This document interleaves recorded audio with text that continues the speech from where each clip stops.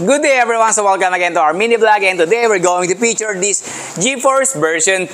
Alright, so shoutout po pala kay Sir Samuel ng Pangasinan. So sir, nandito na yung unit mo at i-check na lang po natin. So this one is push start. Alright, so this one ang inyong susi, at the same time ang inyong keyless entry or yung inyong remote. Alright, so sir, dito po at i-check lang po natin ang inyong unit. Alright.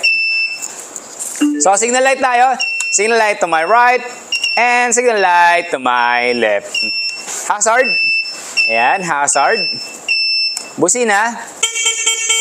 Alright, so ito naman po yung kanyang ilaw. Ilaw, this is the low beam and high beam. Low and high, then blinker. Ayan. So ngayon, the same time, i-check na lang po natin ang kanyang starting. So ang starting procedure niya, una, brake natin. Okay, press natin brake lever at the same time ang kanyang push start. Okay. Ayan, so working na po siya. Ayan. So ngayon, try natin siyang i-forward. Forward. Ayan. So ito po ang inyong GeForce version 2. So, at the same time, ang kanyang ay push start, then at the same time, meron po siyang kickstart. Ayan. So, ito yung kickstart niya. Just in case, mawalan po kayo ng power, meron po kayong reserved na kickstart. Alright, so check lang po natin dito sa kanyang likod. Okay, so taillight muna tayo. Taillight and brake light. Taillight and off. Signal light to my right. And signal light to my left. Hazard. Ayan. So, ang kagandahan po pala sa ating version 2 ay meron po siyang available na toe ball. Ayan. So, may toe ball pa rin po siya. At the same time, ang ating gulong ay mags type, which is 10 inches. Okay. So, reverse tayo.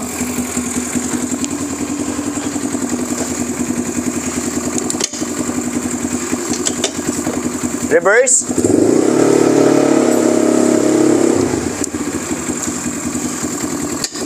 Off lang natin. Alright, so additional feature para sa ating 200cc. Ulitin ko lang, this is automatic transmission. Alright, so ito naman po, check lang natin ang kanyang remote. Okay, sir, dalawa to. Ayan.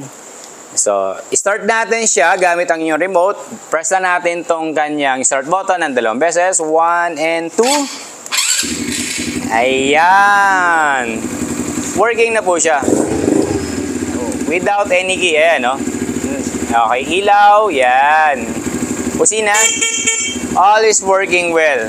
Okay, pagpapatay po natin, pag ginamit natin pang-start ang ating remote, dapat gamitin natin siyang pang-off. Gamit din ang kanyang remote. Alright, so patay natin. Ito po yung unlock button niya. Unlock button. Press na natin isang beses. And shut off na po siya. Alright, so sir, nandito po yung unit mo at i-deliver na lang po natin. Alright, so sa lahat po ng nagnanais na magkaroon ng ganitong klaseng unit, i-call nyo lang po kami sa number na makikita dyan sa screen or sa comment section. Muli, thank you so much Sir Samuel sa pag-avail ng ating unit, and God bless.